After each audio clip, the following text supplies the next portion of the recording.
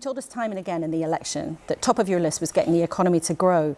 But hasn't the budget made that harder in the most fundamental way? You've made it more expensive for businesses to hire staff. That's not how the economy works.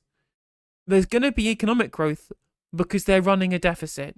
There's going to be economic growth because they're doing expansionary fiscal policy by having larger amounts of state investment. You say, well, it might be slightly more difficult for private businesses to invest. And maybe that is true, maybe that isn't. It's not a particularly large increase in taxes, a couple of percentage points on employer national insurance contributions. Yet there's going to be huge scale public investment coming alongside private investment in terms of their national wealth fund stuff. Again, not how I would have wanted to have done it. I would have been doing bigger spending. I would have done more public, less private investment. But this, again, is coming from a faulty assumption that you keep hearing all the time. I mean, Theo Pavitas literally just said it earlier, of you can't tax your way to growth as an economic aphorism, as if that is something that's ever been true, which it isn't. That's not true.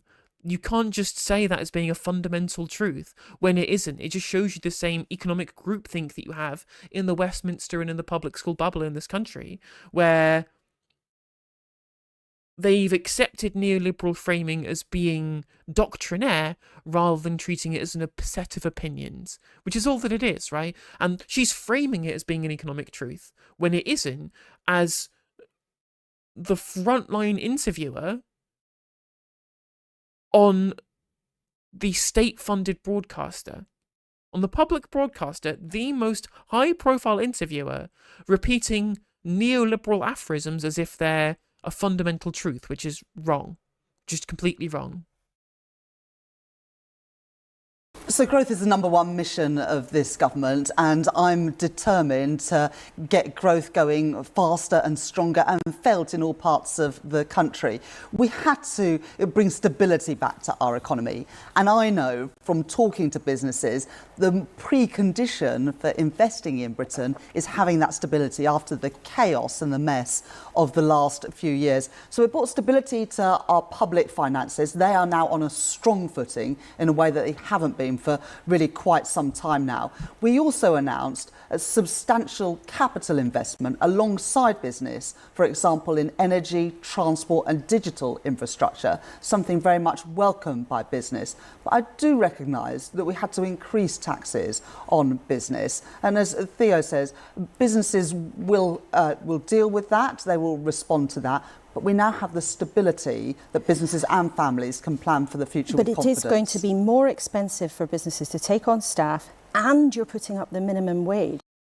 And the people with higher minimum wages will spend more money. Growth is when people spend money. GDP is about the number of economic transactions totaled up across the economy. What do you think's more likely to lead to more economic transactions? The people who spend the most money in the economy, i.e. the poor, having more money or less money? Again, the fact that this is being treated as economic truth is nonsense. It's totally nonsense, Laura. And again, she is being treated like the oracle at the very top of the echelons of the public broadcaster as an interviewer. Just repeating nonsense. I mean, in the bread and butter of creating a company, trying to grow a business, whether large or small, how can you say with a straight face that that is helping them, that is making it harder to do business? It's not possible to raise £40 billion worth of taxes to bring stability back to our public finances. But you could have done it elsewhere, and you've put it on business. We've made... Yeah, how about we put it on businesses rather than the poor? Or the people who are actually doing the consumption, when we have had low corporation tax in this country to try and be a tax haven which failed anyway. Even Rishi Sunak admitted that low corporation tax failed at getting growth into the economy because it's a tax on profits rather than on investment. That doesn't really work, right? Rather than put taxes on, I don't know, we could be doing them on the super rich through asset or wealth taxes or land taxes. I'm frustrated that Labour didn't do that. I wish they had. But the next best thing is putting it on businesses who are the ones who are making profits out of other people's labour through surplus value extraction, rather than taxing PAYE employees more, which they also could have done, which I'm glad they didn't do. which would have cost the consumptive power of the people who actually spend the money that increase GDP in the first place, which is working people, which is those who go out and earn a living and be productive.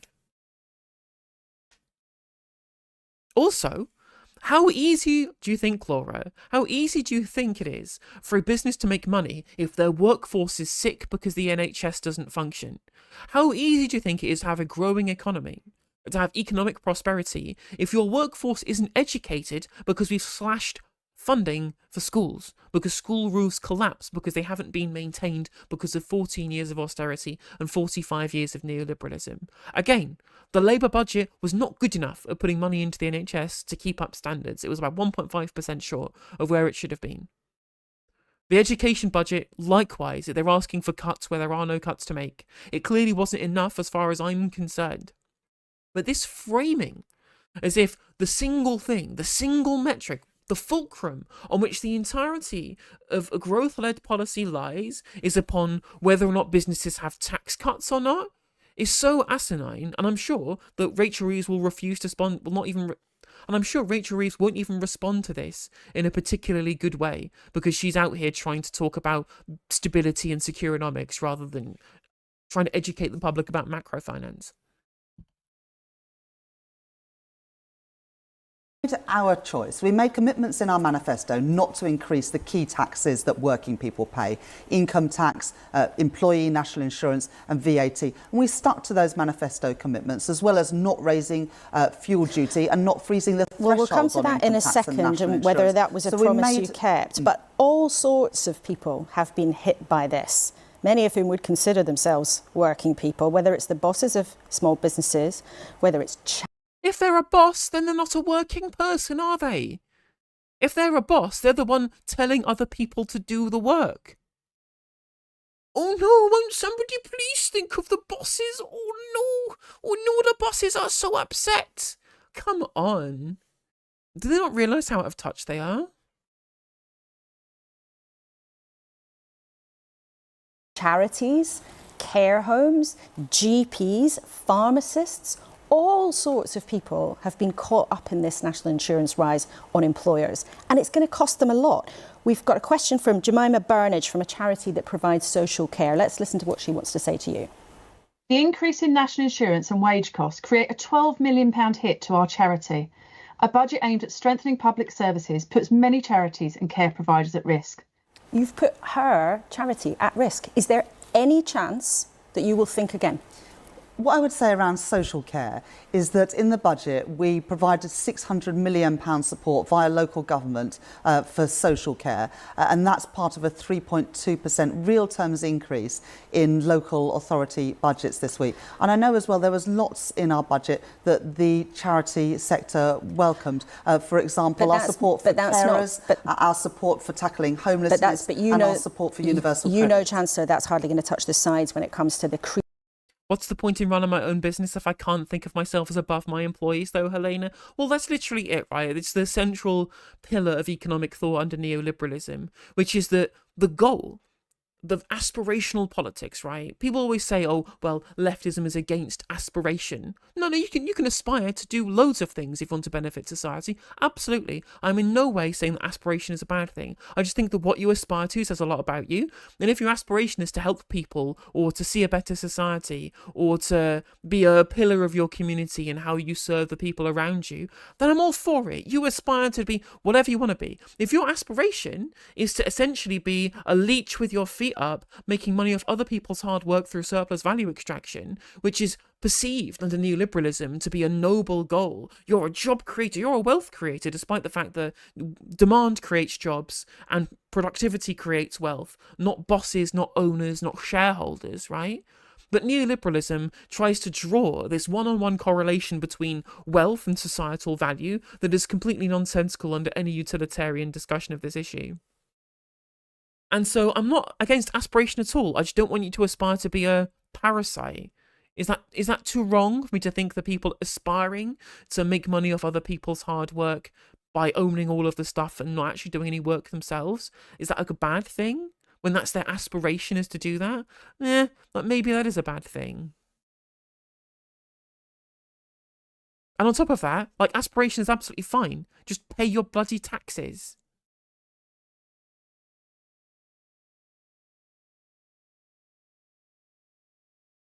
Creaking huge problems of social care.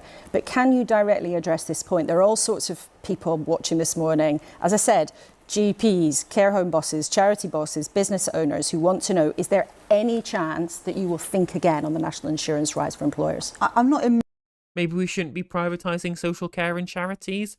Bingo. Ding, ding, ding, ding, ding.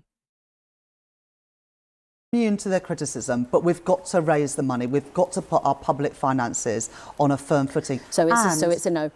Well, for GPs, I would just say that Wes Streeting, the Health Secretary, will be setting the allocations for GPs. The social care, the money came through the local government settlement in the budget, but we have got to raise the money to put our public finances on a firm footing and also fund our NHS properly.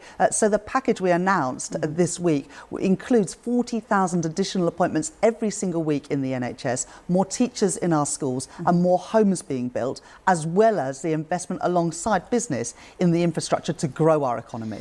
Some of our viewers, though, aren't just upset about the decision that you've made on national insurance. They're upset about the way that you went about it. And I want to play you a clip of yourself, what you told us back in May. We certainly won't be increasing income tax or national insurance if we win the election. So that's a clear commitment. You will not increase income tax. No, we won't increase income tax or national insurance. Now, would it have been unreasonable for anyone listening to that to believe you would not put up national insurance in? That's the frustration, right? Is that despite the fact the manifesto is clear in it being about working people rather than people who don't work, i.e., companies, because companies are not people, they're entities, right? We ain't no Citizens United around here, friend. The actual issue was that in the run-up to the election, in interviews and in vox pops and in pieces to the media, in interviews, in the run-up to the election, the Labour Party was saying, we're just not going to raise national insurance, which they now have done. And raising it at all, not even necessarily the rate, right? Because income tax is going up on working people through fiscal drag that they're continuing, again, from the Tories. That's something they've inherited. It's not necessarily that their choice to do that, but they could unfreeze it if they wanted to, and they are choosing not to. They're just keeping the same freeze the Tories were going to do until 2028. Any form. Well, in our manifesto, we were clear. We said we would not increase the key taxes that working people pay, their income tax, national insurance and VAT. Those are commitments we've stuck to. But Laura, Chancellor, on this point, our viewers, some of them feel very strongly that they were misled on this. There was a caveat in your manifesto, yes, some lines down, where you talked about working people. It was before the commitment in the manifesto. It says we will not increase the key taxes on working people. But look, I understand what you're saying, Laura, absolutely. And I'm not immune to the concerns that people have around the increase in employer national insurance. But when I became Chancellor on the 5th of July, I was brought into the room that you showed, actually, of me walking back into after the budget by senior officials at Treasury who took me through the £22 billion black hole in the public finances. And taking no action on Wednesday was not an option. We had to put our public finances on a firm footing. And the worst thing for businesses and families is if I had have ignored that, because then we would have had what happened in the last Parliament with increases in inflation and interest rates, which puts a huge burden on families and businesses. But that is... Was Laura Kay ever this direct with the Tories? Well, exactly, right? I mean, I think what Kath is going to be saying there is similar to what the points we made when watching Question Time on Thursday, which is that where was this scrutiny? Where was this discussion of the plight of disabled people under the coalition? Where was the discussions on the slashing of educational maintenance allowance, the rollout of universal credit, the human rights violations of the disabled? When were these people treated with the due care to be given direct interviews to the Chancellor on the lead political programme on a Sunday? When were these direct questions about the effect on disabled people ever going to be brought to the interest of our politicians? Of course, they never are they? They never are, because disabled people don't matter. A different point to saying, as you keep saying, that you stuck to your manifesto. Many people had a very distinct impression from that clip and plenty other times that you and your colleagues sat in that chair and said we won't raise national insurance or any of the key taxes. And some of our viewers feel really cross about this. Ashley Muxworthy says, why did she lie to the public? We're not fools. Did you consider or discuss raising the amount of national insurance employers pay before you won the election? No. Not at all. There was no discussion, no consideration. No, this was not something that was on the agenda before the election. You know, after the election, there were a lot of people that said to me, given that the previous government cut employee national insurance on a false premise, because it was on the premise that the money was available, that I should have just put back up employee national insurance. I thought that was the wrong thing to do for two reasons. First of all, it would have been felt immediately in the pay slips of working people rather than asking businesses to contribute. And second, it would have been a direct breach of our manifesto commitment. So we had to make difficult choices, but leadership is about difficult choices. And the question really for Kemi Badenoch and the Conservatives is, if they don't support our increase in national insurance on employers, what taxes would they increase to bring the public finances that they trashed back into balance? And we'll talk to Kemi Badenoch later. I mean, it'll be interesting to see if Laura Kuenssberg actually asks that question.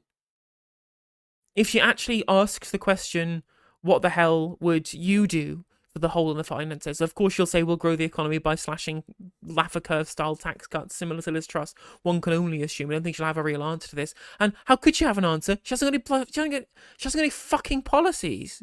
She hasn't got any actual policies and ran her leadership election on character, on principles over policy. Because vibes is all that it takes to be a successful Conservative Party politician in 2024, apparently. In the programme, but people want to know why you made the decisions you made in their budget and understand the impact that they had on them. I think some people will wonder, if you had no intention whatsoever of raising national insurance at all on employers, why then did you come up with this formulation of we won't do it on working people? Because the implication is that maybe you did think, you might have to put it up on firms, but you just didn't want to spell it out. Well, our priority going into that election was to ensure that working people knew that we had their backs.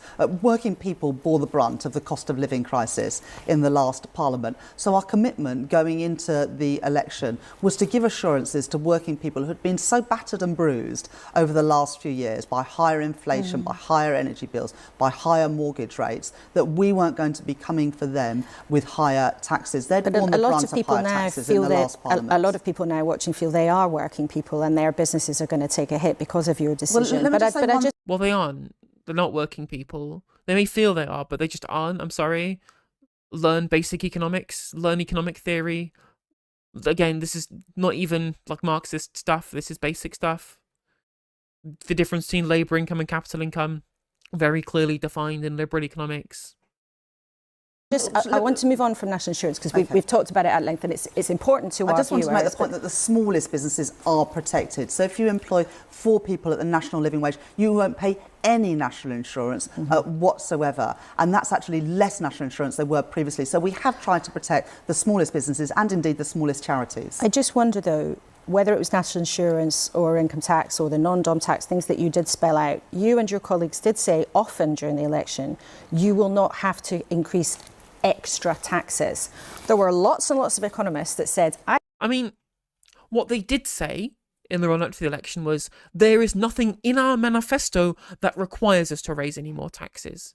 That was what they said. It was that very specific wording that they used to do this kind of dishonest, like, choreographed game of, say, we don't have any plans for anything that requires taxation increases in our manifesto. We get into government, oh no, things are worse than we expected, and now we have to raise taxes to compensate things that weren't in our manifesto, but we didn't realise because now we've opened the books and things are worse than they were, right? That is the whole dance that they were doing in the run-up to the election. It's obvious, right? Ash Sarkar called out in June, before the election had even taken place. It was obvious that that was what they were doing. So they didn't technically lie, but they did omit key information, like the conspiracy of silence around £18 billion of public sector cuts.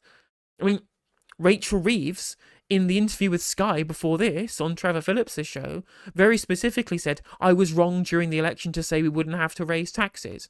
And I immediately took that and tweeted it out alongside the video of Stephen Flynn in the run-up to the election, supercut, saying £18 billion of public sector cuts over and over and over again, because it was obvious to everybody.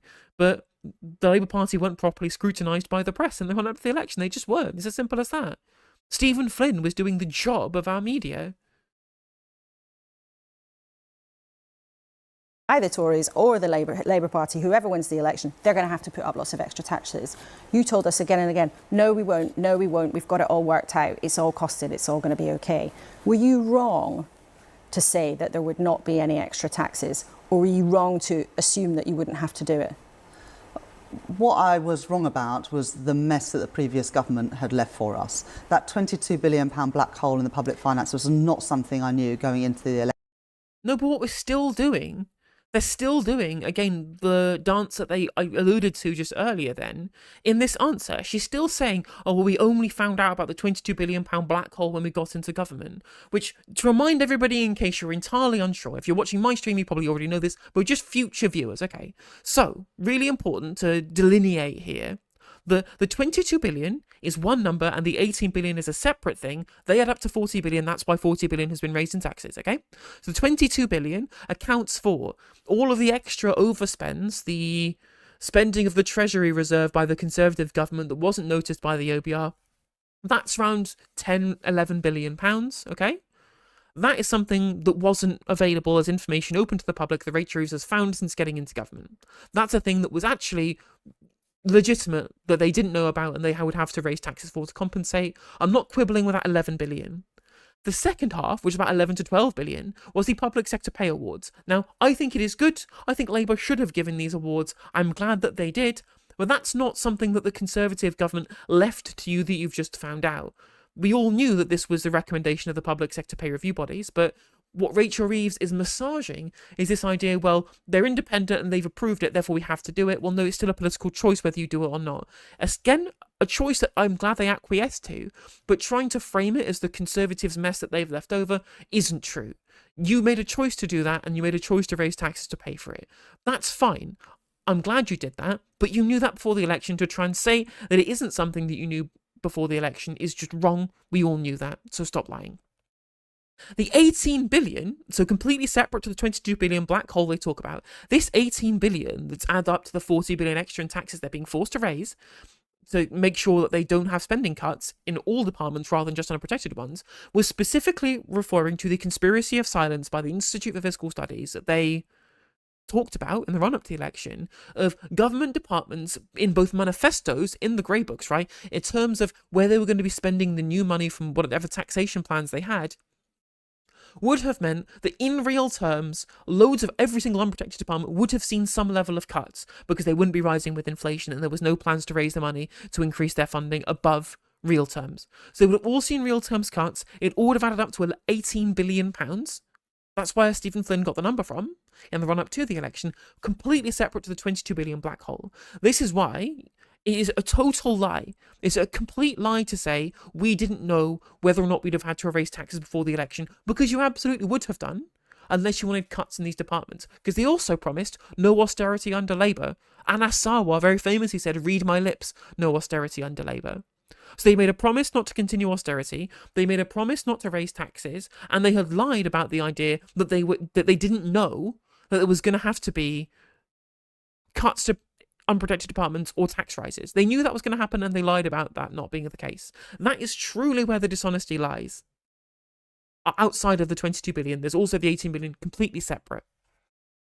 And some of it was made up by the decisions that you've made to raise public sector pay. Well, wait a second, Laura. No, we published a line-by-line breakdown of hundreds of unfunded spending commitments, adding up to £21.9 billion alongside the budget on Wednesday. So that information is now in the public domain of how we got to that figure. But there were lots of economists who were saying, Rachel Reeves and Jeremy Hunt actually at the time, are both sort of telling you a fiction. They're both saying we can do all this and not have to put extra taxes up. So were you wrong to tell people you wouldn't have to raise extra taxes? finances? I didn't know about the state of the public finances that I inherited until the 5th of July, when I was in the Treasury building, where officials set out to me that black hole, not some years into the future, but this year in the public finances, that I had to get a grip of. And you'll remember... The thing is, if Laura Kuenssberg was a good interviewer, rather than banging on about, oh, you're going to hit growth by taxing businesses, nonsense, right? Rather than doing this stupid shtick, she could have immediately said, well, no, here's the explanation of this 18 billion. There was a conspiracy of silence. You knew there were going to have to be cuts in unprotected departments. You were told this by the IFS in the run-up to the election. Stop lying to the electorate. You're still lying right now. Stop it. The facts are very, very clear. You cannot dispute this. You cannot reason your way out of this. You have to admit that you lied. If she was a good interviewer, she would do that. But she's not a good interviewer. She is somebody who's desperate for access. Laura, the first line of our first manifesto commitment was to bring stability back to the economy. And if I had have just swept these overspends under the carpet, then we wouldn't have been able to wipe the slate clean in the way that we did on Wednesday. Businesses and families can now be confident. We have set out the spending totals for the course of this Parliament. We've set out the tax changes that are needed to achieve that. And now we need to reform our public services to get value for money so we live within our means, and we've got to grow. Oh my God! Literally saying live within our means. It's just David Cameron rhetoric over and over and over again.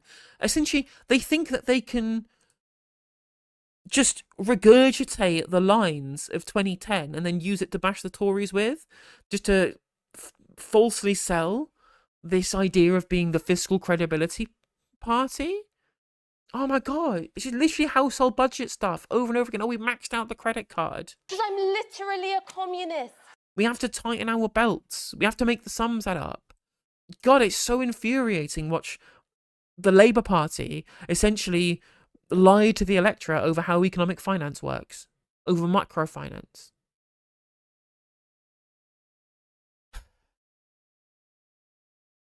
Our economy so that working people have more money in their pockets, and so that businesses can also seize those opportunities that I know exist. And I know you say you want to plan for the long term, but people watching also want to plan for the long term. Will viewers get any relief from tax rises in the next few years? I mean, can you tell us when you hope you'll be able to bring them down? Or I mean, they're going to be getting relief from tax rises if they stick to their manifesto pledge of not raising taxes on working people. If they stick to that, then most people at home will do that. Most people aren't the poor put upon employers, the poor business owners who are seeing very slight increases in taxation. Or tell us this morning there won't be any more tax rises because tax is already at record levels. Well, one thing we were able to do on Wednesday was to unfreeze those income tax and national insurance thresholds from 2028. So that means that from then, obviously the Conservatives froze them, from then they will start to rise again in line with inflation. I know that's a couple of years into the future, but that's the assurance that I can give people, that that freeze won't continue throughout this Parliament. We will start to raise those thresholds again. And that's only possible because of the choices that we did make. So we've made our choices. We have asked the wealthiest to contribute more. We have asked business to contribute more. But in the pay slips of working people, they won't see those increases. And in a few years' time, we will be able to start increasing those thresholds for national insurance and income tax. But will you rule out? And that's, you know, the message that the budget was clearly concocted to be able to convey to the public.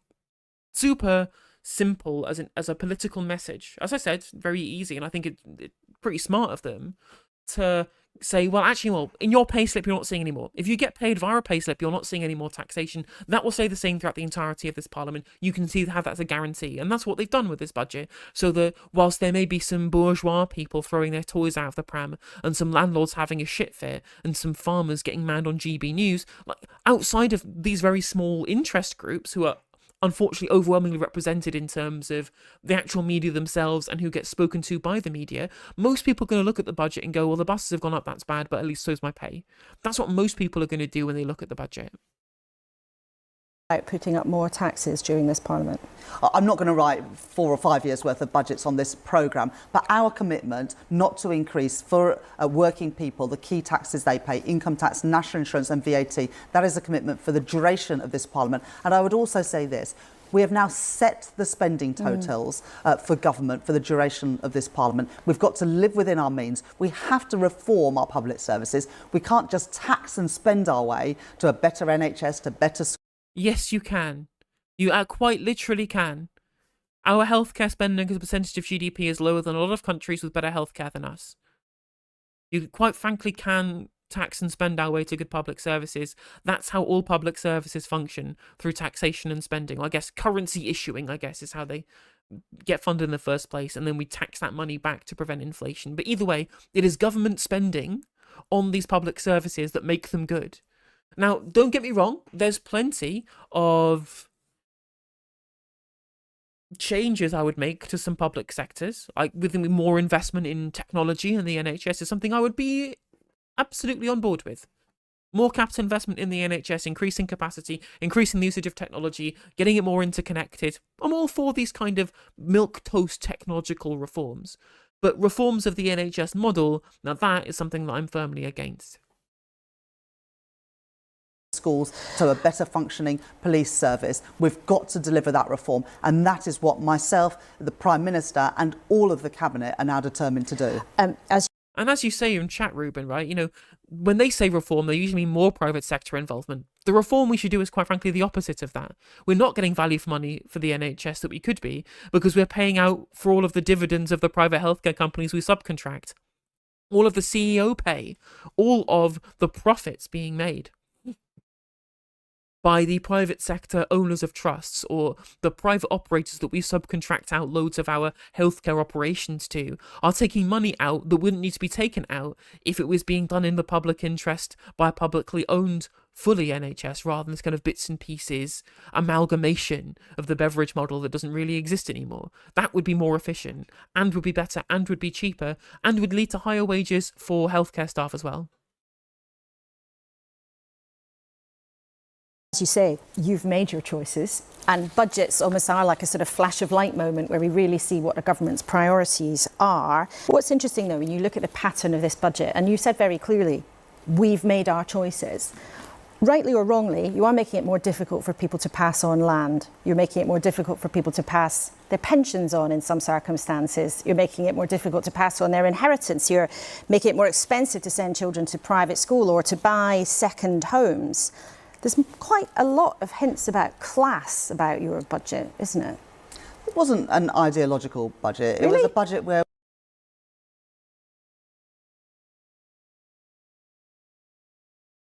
Heaven forfend, someone might craft political policy with ideology in mind. Look, there's no such thing as ideology. We were just doing sensible pragmatism. Everything in politics is down to ideology. You say, oh, we're just being pragmatic, we're not being ideological. Any amount of ideological goal you have in mind informs what you believe to be pragmatic policy. To try and say, well, there was no ideology when we were literally passing the national budget and prioritising public service funding over tax cuts for people and businesses or whatever, that is an ideological prescription that you're making, because the ideological goal that you have is better public services. I agree with the ideology of having well-funded public services over, cutting taxes for businesses or whatever. It's something I agree with, but to claim that's not ideological when it clearly is so nonsensical. Just pretending that ideology doesn't exist. It drives me mad. I'm like, class is part of every ideology, How you treat public policy in terms of which class it affects is always going to have ideology baked into it. Neoliberals just thinking that they're the only ones who are free from ideology.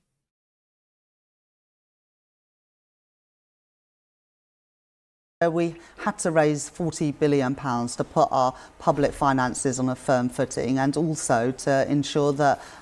But it's ideological to fund the services rather than cutting them.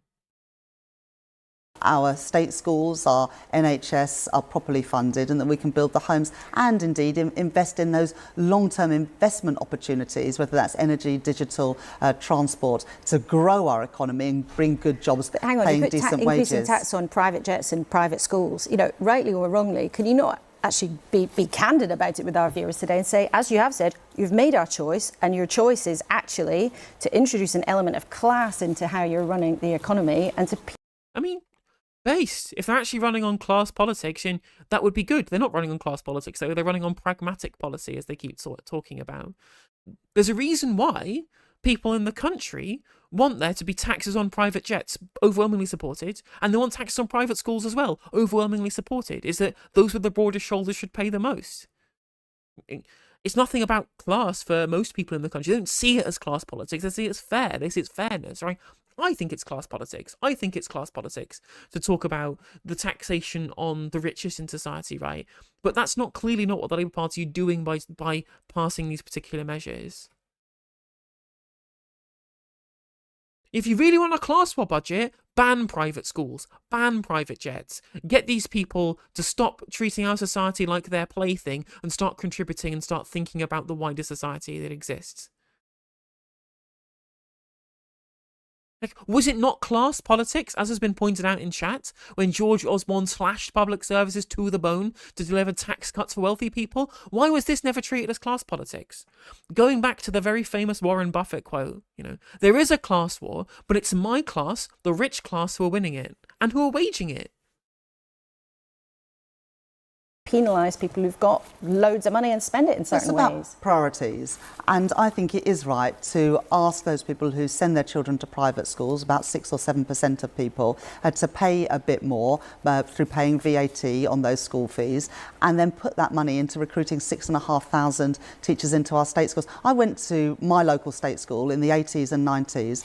We were taught in porter cabins. My school library was turned into a classroom because there were more children than there was space in the school. There are never enough textbooks to go around, and that sadly is the experience now of too many young people in our state schools. So investing in improving the quality of those schools, more teachers in our state schools, that is my priority, that is this government's priority, and I believe it's a priority of people in our country. But I think some people watching might think, you campaigned as very kind of business friendly, schmoozing the city kind of new Labour, and you're governing as a much more classic old Labour kind of government. We had in our manifesto those commitments to get rid of the non-dom tax status. If you make Britain your home, you should pay your taxes here too, and now people will. And we campaigned on a commitment to put VAT on private schools. So people had that choice at the general election. They gave a mandate to this government, but most crucially, they gave us a mandate to grow the economy, which is why our investment rule frees up money to invest in the things that can grow our economy. It's why our modern industrial strategy, our planning reforms, our pensions reforms are all about getting Britain building, growing our economy, seizing the opportunities. You played that clip earlier of me visiting a business on Friday. That business, after the budget, announced a £500 million investment in the UK, creating more than 2,000 jobs in biomedical science. There are huge opportunities in Britain today, and we're going to be a government that alongside business seizes those opportunities so that we get the investment, we get the jobs here into Britain. So when you are telling the truth, what's the truth about what went wrong with Boris Johnson? Was it honesty? Well, you will remember that I resigned during the Boris Johnson government. I thought he was a great Prime Minister, but there were some serious issues which were not being resolved. And I think that during that tenure, the public thought that we were no longer speaking for them or looking out for them. We were in it for ourselves. Some of those things I think were perception issues. A lot of the stuff that happened around Partygate was... I think it was just true. There wasn't a perception, it was just true. The Conservatives always do things for themselves. That's how conservatism works. Not why I resigned. I thought that it was overblown. We should not have created fixed penalty notices, for example. Partygate was overblown. Excuse me? The government broke the rules that they wrote that were overreaches of power if they were being done in peacetime or outside of the exceptional circumstances that the coronavirus created, right? A lot of us accepted, I think rightly, that these restrictions were necessary to keep the country safe and to protect our healthcare service. These were measures that were necessary, but were incredible overreaches, what they would be in normal times. For you to say the government breaking those rules, not just accidentally, but explicitly and knowingly and maliciously and then lying about it as some kind of overblown over-exaggeration and overreaction, I'm sorry, she's almost done. Like, that admission is basically almost over before it started, as far as I'm concerned, right? And you know me, I think that there are way worse things than Partygate. I think there are way worse things than Partygate, and I've always mentioned that too.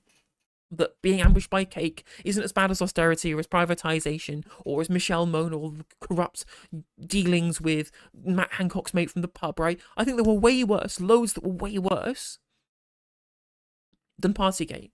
But in the public perception of fairness, and for you to say that, well, there was a perception problem, that we're in it for ourselves rather than the public good, and then to say Partygate was overblown when it was a clear and evidenced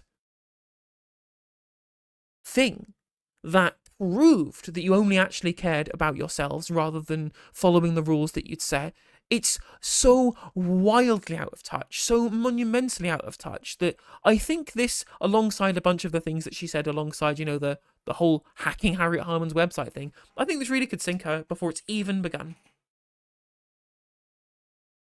One thing that Labour have tried to say is we're trying to do things fairly upon the broadest shoulders, and she's just fucking taken out like a massive hacksaw and tearing apart that understanding and go, actually, we deserved to be able to have all of this time off or whatever it was, and not actually follow the rules. And anybody who got mad at this, I was overblowing, we shouldn't have had a fixed penalty notice for breaking the fucking law.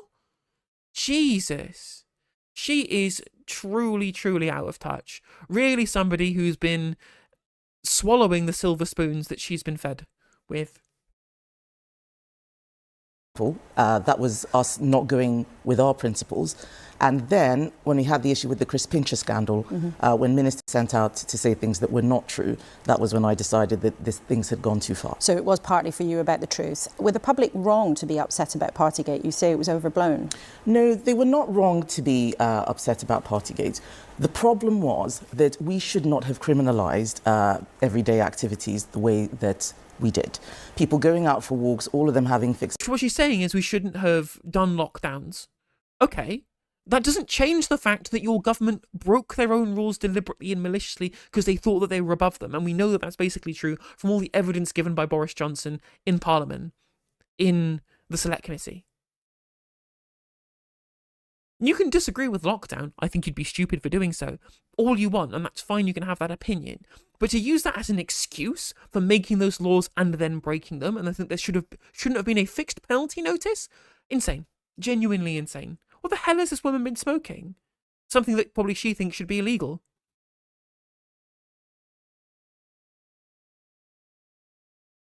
Penalty notices, that was what ended up, creating a trap for Boris Johnson. But wasn't the problem that people in government didn't obey the rules? Yes, that's right. People in government didn't obey the rules, but they were not MPs. They were often staffers, and I think that the way that we had created those regulations... The Prime Minister broke the rules. The Prime Minister broke the rules. Party staffers breaking the rules also shows you that the Conservative Party is full of self-serving people who don't have the public interest at heart and who do think that there should be one rule for them and one rule for everybody else. That's true.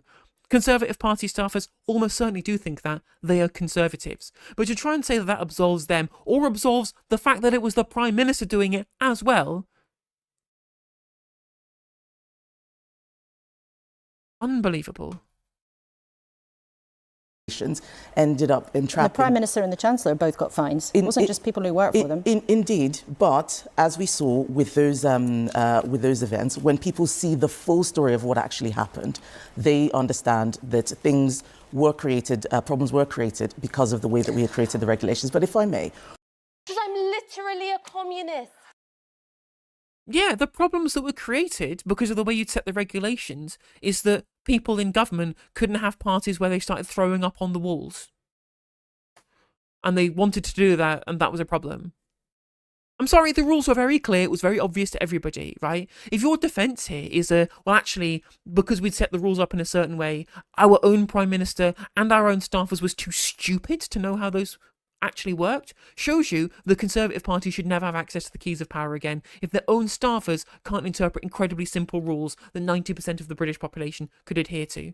And remember, half the country has below average intelligence.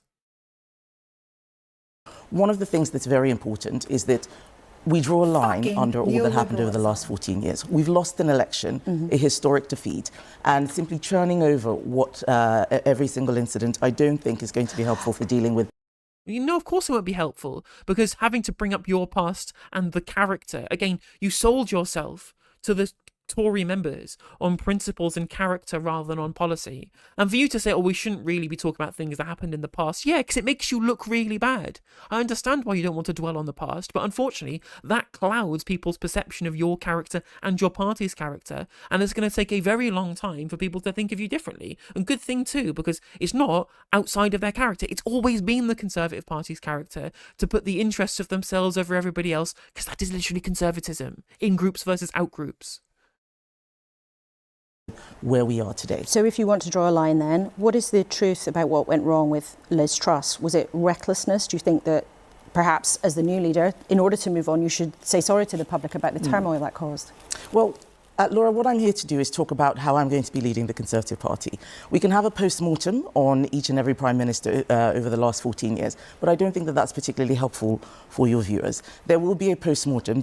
There's plenty of time for us to think about how we can improve the offer that we have for the public. You stood on a platform yesterday and said it was time to tell the truth about what went wrong with your party. Yes. So, and I have said that. But what I'm not going to do is sit down and go through line by line every single thing that everybody did wrong. I'm just asking you what went wrong with Liz Truss. See, she can't even answer questions. She gets answered direct question, and she's like, well, I don't want to answer that question. Well, tough. That's not how interviews work. You can't choose the questions.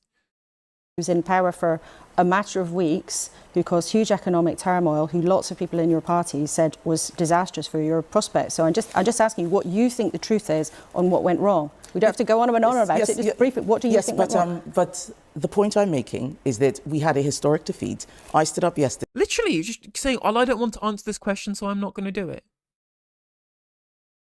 Yeah, I will tell. It's time to tell the truth, but only truths that I want to tell. If anything shows you anything about conservative ideology, that should tell you it, you know. We all for telling the truth, only if they're convenient for me. She won't answer because criticising Trussonomics would undermine her own beliefs too. Well, exactly, you know, that's very true. Today and said that we need to be honest, that we got things wrong. What I don't want to do this morning is start listing all of the things we got wrong. There's plenty of time to do that. What I'm here to do is set out how there's going to be a change under my leadership. And we're going to get to that, but you've said yourself you want to tell the truth about what went wrong. I'm asking you what you think went wrong. So what do you think went wrong under Rishi Sunak's premiership? So, as I said, there are a lot of things that we got wrong. Standards slipped. I think that we had policies which were not appealing to the public. The main issue in particular was a loss of public trust. Promises on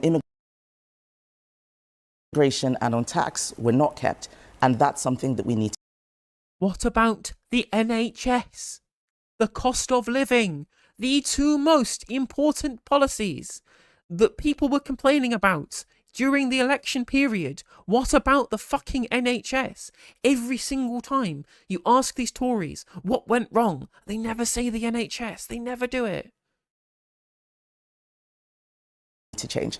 Making promises without a plan, as we've seen with Rachel Reeves and what they had in their manifesto, will create a breakdown in the public trust. In terms of the party then, let's talk about... She didn't answer the question.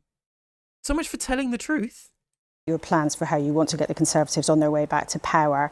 When you look at opposition leaders who've won elections, David Cameron, Tony Blair, Keir Starmer, they all sort of confronted their party in order to focus on the public. What are the hard truths do you think your party needs to hear? So I think that there are hard truths, not just for my party, but for the whole country. And that is that as a country, we are getting poorer. We are getting older. We are being outcompeted by many other competitor countries.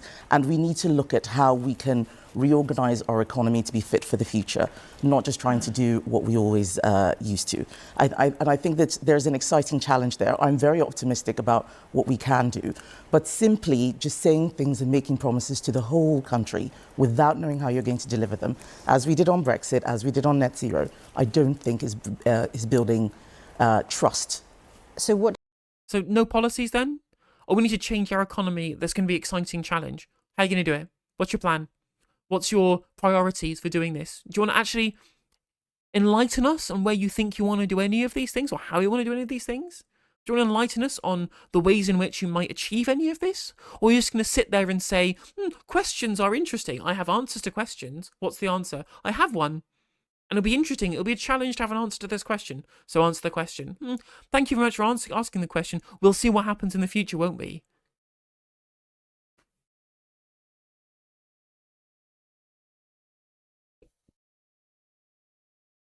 What does that mean then? You say we have to think about the economy in a different way. What might that mean? What might that look like? So thinking about the economy in a different way, in my view, is going to be completely the opposite of what Rachel Reeves is doing.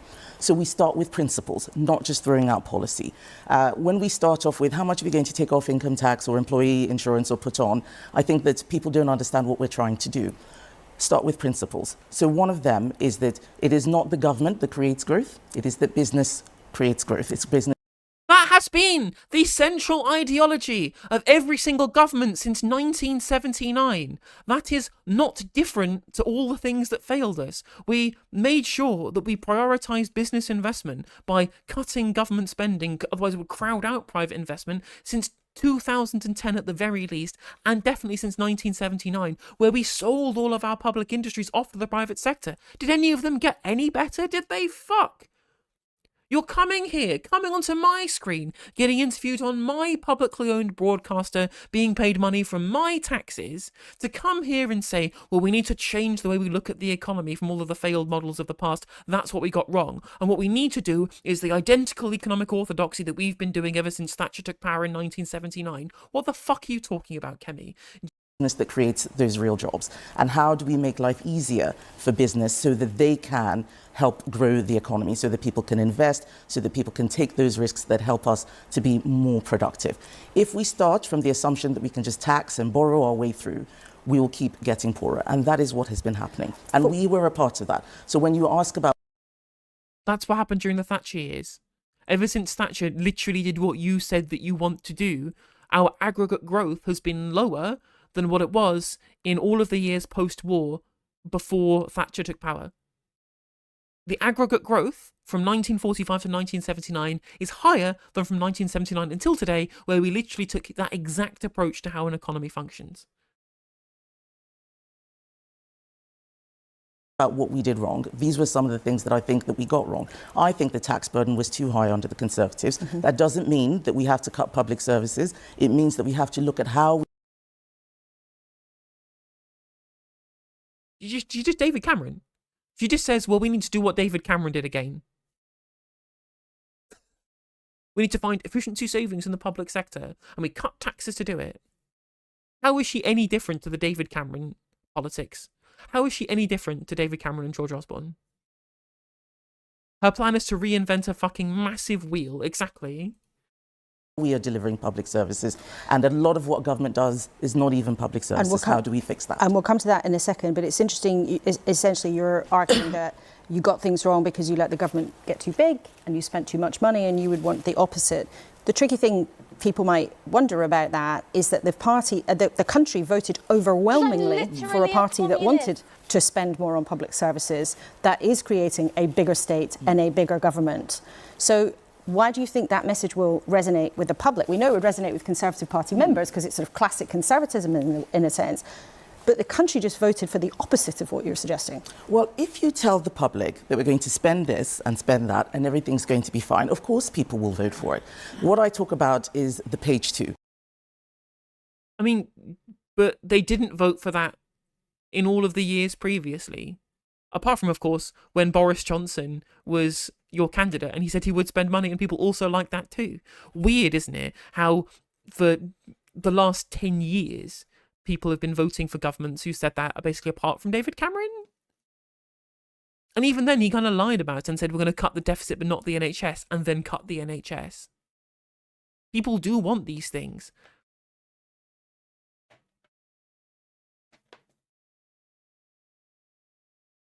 So Rachel Reeves has been on here and says that we will invest, more in the NHS, more in public services. Everybody wants that. We're all happy with that. But page 2 is, well, we're actually going to be in more debt, and there's going to be less money around for the next generation. And that's not how sovereign currency issuers work. There's not less money for the next generation if you borrow money now, or if you create money now. That's just not true. That's just not how macrofinance works, Kemi. You just haven't got a clue what you're talking about. Actually, a lot of businesses are going to leave or not even start up in the first place. So we're going to lose in terms of wage increases, we're going to lose in terms of jobs. That's page 2. If you just tell people page 1, of I mean, the thing is, even if you look at the OBRs, like monetarist groupthink analysis of the budget, they say that even with these tax increases and this extra public spending and this extra national debt that's being added or whatever, they say unemployment is going to go down to a historic low, down to 4%, which is still below like the normal employment level, like the NAIRU, if you weren't running a full employment policy, which of course we should be. The American government is running a 7% deficit. They're getting massive business investment. They're getting huge amounts of economic growth whilst running bigger deficits. She's just wrong. And not just wrong in principle terms. I think she's wrong in terms of the way in which she's analysing the macroeconomy, but also just wrong based off all the evidence that we are seeing across the world today of other governments who are taking similar steps to Rachel Reeves and who are going a lot further than Rachel Reeves in the kind of ideology that Kemi says leads to less growth and lower wages. Bottom quartile wages in the United States have been outpacing inflation for over a year because of economic stimulus packages. And she says that's going to make us poorer? She hasn't got a clue what she's talking about. Of course they're going to love it. If they read page 2, they might decide, actually, that's not what's going to work. And that's what I mean by telling the truth. Talking about the genuine trade-offs that we need to have as a country in order to move forward. But you mentioned there those trade-offs and those choices that the new government has made. You're going to be on the spot and having to decide what to back and what to oppose as the new opposition leader. So you've said the budget will destroy jobs. Would you reverse their increase into employers' national insurance? Because that money is earmarked to go for the NHS. So would you reverse that and, by implication, take that money away from the health service? I don't accept the premise of that question. We didn't do those things in order to increase the funding for the NHS. So it's not a binary suggestion that if you don't do this, then that means there's less money for the NHS. What I will say, actually, is look at what the OBR stated about the budget. That there's no £22 billion black hole, so that's dishonest. That most of the employer increases are... No, you're not answering the question. The question was, would you reverse the increase in employer national insurance? That was the question, and now you're going on about black holes and the OBR report. No, do you or do you not want to increase or decrease employers' national insurance contributions? Going to be passed over in lower wages and higher prices. That's not good for people. Simply saying that it's going to go into the NHS, who will also have to pay higher employer national insurance, as will local councils who have to hire private companies for social care. Economically, it is not coherent. Well, the story might sound good, but economically, it is not coherent. And you're making an argument that isn't binary, but as the leader of the opposition, actually, you are going to have to make a binary decision about whether or not you're going to oppose that measure. Are you going to say that you would reverse the national insurance employers increase or not? For someone who says that she's a straight talker and a straight shooter, who says what she thinks, who always states her mind, she's finding it very difficult to answer basic yes or no questions with anything approaching an answer that is straight talking. It's almost like, now that she's been elected the party leader, she's actually realising that she has to not be truthful and be far more evasive, just like every other politician. She's not anything new, she's not anything revolutionary, she's not anybody different to anybody else. She's just another politician, another Tory politician out of the Tory politician factory, doing evasion, being contemptful of the public by not actually answering questions.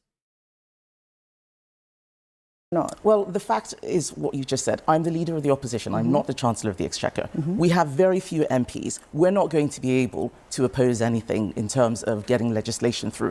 What we can do is make the... No, but this wasn't about getting legislation through. This was about opposing on principle. You said that you were running on principles. So is your principle that we should or shouldn't be increasing national insurance contributions for employers? Simple question. Just answer it. The argument about why we think what they're doing is wrong. And I am making that argument that raising taxes in this way, whether it's employer NI or elsewhere, is not going to grow our economy. But to be clear, when it comes to the vote on these budget measures, are you going to oppose them or not? That is a binary thing. Well, talking about budget votes, in my view, is a bit inside baseball. Every opposition votes against every budget. So you are going to vote against these measures? So voting against the budget, in my view, is neither here nor there. It's what we are saying about the elements in the budget that are... She's just much worse than Osborne at selling Osborneomics. Exactly. Because, I mean, she doesn't even have Reinhard Rogoff to riff off as some kind of justification for austerity, which is what she's saying here. We should have austerity. We should cut public services, but find efficiency savings to pay for those cuts rather than reducing service provision, even though every single time we've done that, it has led to a reduction in service provision rather than increased efficiency. To be able to fund tax cuts. That's it. That's her position, is just, I'm going to do what George Osborne did, because that will allow more opportunities for the private sector to invest, even though that never happened at all, ever, under the George Osborne and David Cameron administration. But that's it. She's just repackaging George Osborne and trying to sell it to you as reinventing the wheel.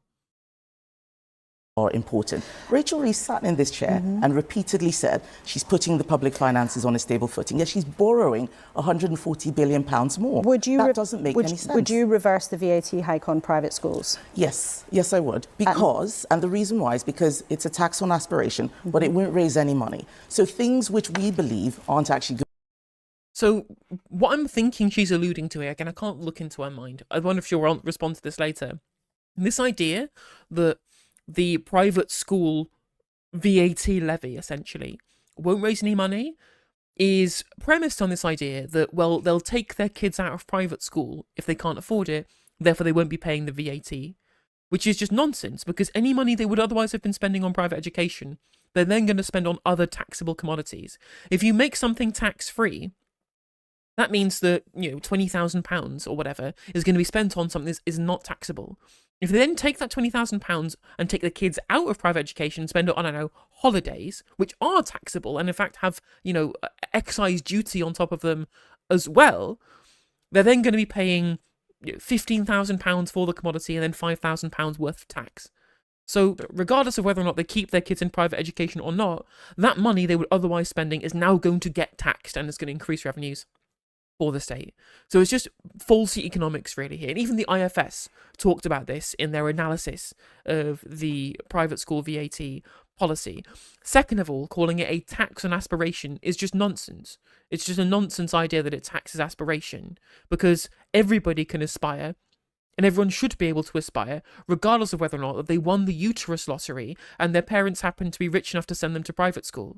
If you think that the benchmark for aspiration is having rich parents who can pay you through education, again, which is only 7% of the population, then you don't actually believe in aspiration, you believe in inherited wealth. That's what you do believe in. Because if you actually genuinely believe in aspiration, you should believe that everybody, regardless of their background, should have the same opportunities so that everybody can aspire. That is a true belief in aspiration, but of course, conservatives do not believe that. They believe in inherited wealth, they believe in inherited privilege, they believe in inherited opportunity, and they believe in political dynasty. They do not believe in fairness or equality of opportunity, and they never have done and they never will. Going to raise money. There's not going to be an issue in terms of... Well, the Treasury believes that it will raise money that's earmarked to go to state schools. So by implication, again, if it meant taking money away from state schools, would you still reverse that? Well, at the moment, certainly up until Labour came in, we didn't have this tax, so it's not taking money away from state schools. This is not what's happening, and we also see that there is a knock-on effect with state schools having. But you say that, well, it's not a tax we have at the moment, so it's not taking money away from state schools, but you will be the Prime Minister if you win the election in 5 years' time, having gone through the entire Parliament where that is a tax, where the money has gone into state schools. So you will therefore have to take money away from state schools to give that tax cut. Stop avoiding the question. Again, she's very slippery. To take more pupils, but the bottom line is that is a tax on aspiration. Taxing education is wrong. It is against our principles. So yes, that's the sort of thing that I can very easily say we would not do that. Now, the Conservatives lost voters, as Luke... It's literally just her saying the only way you can have aspiration is if your parents are rich. Trill said left, right and centre, to the Lib Dems in large number, to Reform in large number, as well as to Labour. When we see your shadow cabinet, which I think is not going to be till tomorrow or maybe even Tuesday, will you deliberately bring in people from right across the party in order to try to appeal to every type of voter? I have to bring in people from all parts of the party. And it isn't just about appealing to voters, that is important, but it's also about making sure that we have a shadow cabinet that is meritocratic, that brings in a diversity of experience, geographic diversity, background, the sort of work experience and professional experience that the MPs had before they came in. And that's a very tricky thing to do with 120 MPs. Not everybody wants to serve. As you know, some people have said they don't want to be in the shadow cabinet. But what I'm trying to do is bring the party together. The public didn't trust us for a whole bunch of reasons. Not keeping promises, but also looking disunited. People would tell me during the election that we don't know what we're voting for. And I thought that it was very important that we show that the unity is back in the Conservative Party. Nigel Farage says that you are more of the same, no change. Well, I think that's actually quite a hilarious comment. Hilarious, why? Yeah, yes, it is, because I'm obviously not more of the same. And I think that shows that he does. I mean, literally everything that you've said here is identical to everything Rishi Sunak ever talked about. Lower taxes, not having taxes on private schools, the businesses being the hub of investment rather than the state, wanting to move things into the private realm rather than the public realm, wanting to reduce immigration. How are you any different to Rishi Sunak other than maybe slightly more extreme in all of those same opinions? Doesn't actually know what to say in response to either me or some of the principles which I have set out.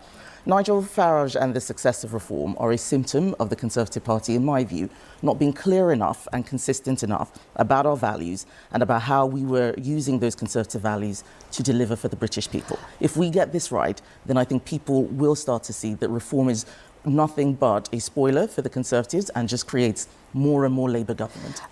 This is the worst thing about the Conservative Party. The absolute worst thing I hate about the Conservative Party is their incredible levels of entitlement. We saw this in the run-up to the election. I've never retweeted Aaron Banks before, but I did right now. Or I did then.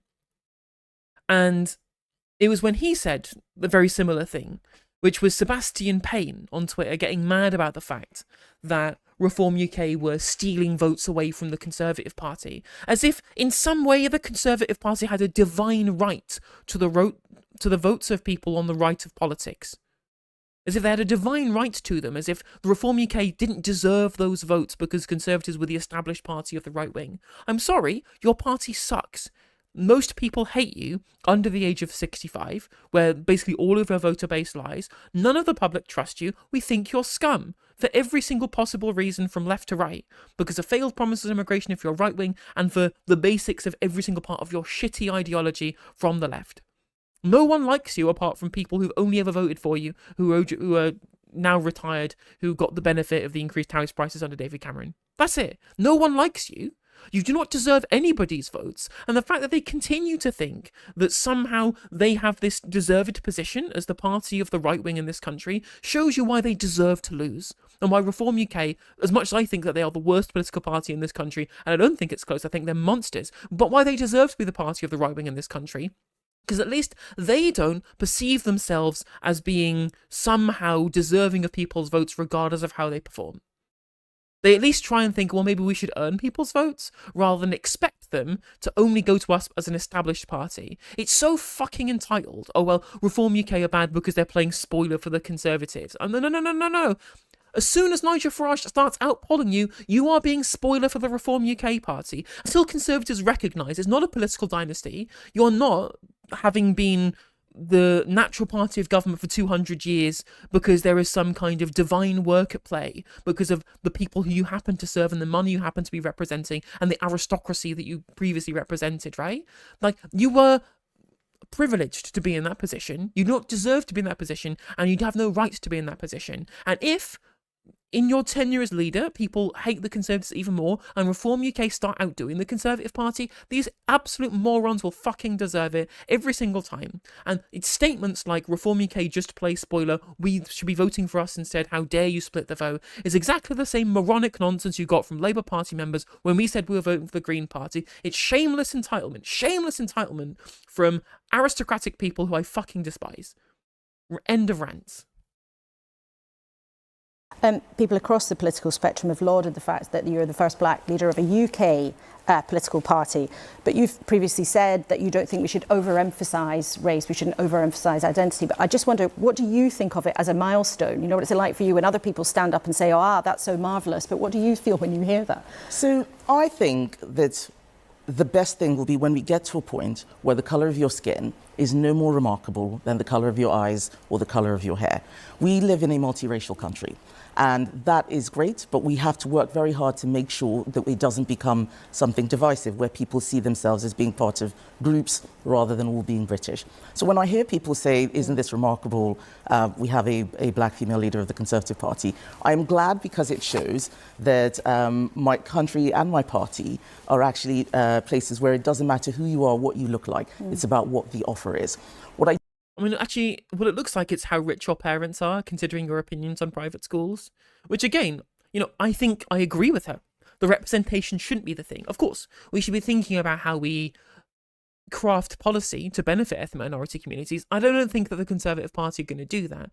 But it's interesting that she's like, well, it doesn't really matter what race you are, what background you're from. And I'm like, well, but it does matter. It does matter if your parents are rich or not, because that's who the Conservative Party have always served in terms of policy.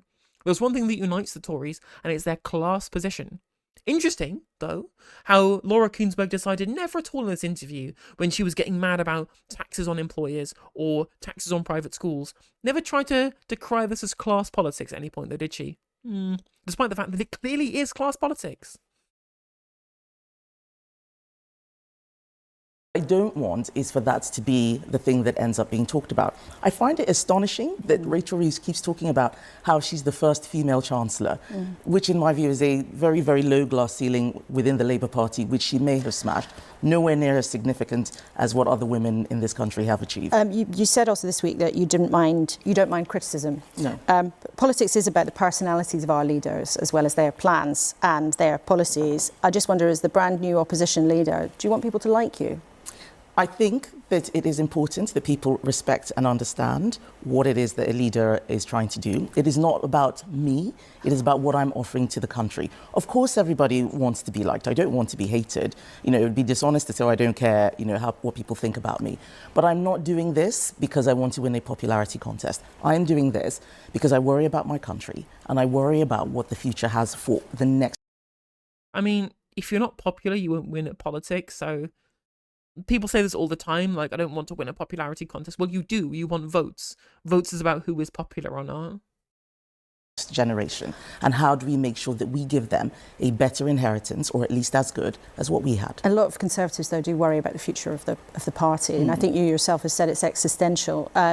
Linton Crosby, who viewers might not be familiar with, but is a sort of normally seen as a campaign guru, somebody who was very important in the Conservative movement and helping them win elections. He suggested that actually the Tories have got such a problem with the brand that you should think about changing the name. Would you think about that? New Conservatives, different Conservatives? The Conservative Party is the most successful political party in the history of Western democracy. It is not for me about changing the brand. It is about reminding people what the brand is about. Okay, Kemi Rae, it's great to have you with us on your first full day. Okay, well, I'm glad that the brand is about literally everything they've ever done, because it all sucks. Brilliant, thanks, Kemi. Hey there, if you enjoyed the video, make sure that you like and leave a comment. That helps the video out in the algorithm. If you subscribe and ring the bell, it'll let you know when I go live. I stream every day on YouTube and Twitch. You can also follow all of my socials down in the description. And if you want to support me in a more financial manner, there's a join button for memberships. It's just 99p to be a member on YouTube, as well as a Patreon, and there's some merch there as well. And hopefully I'll catch you on the next video. Take care.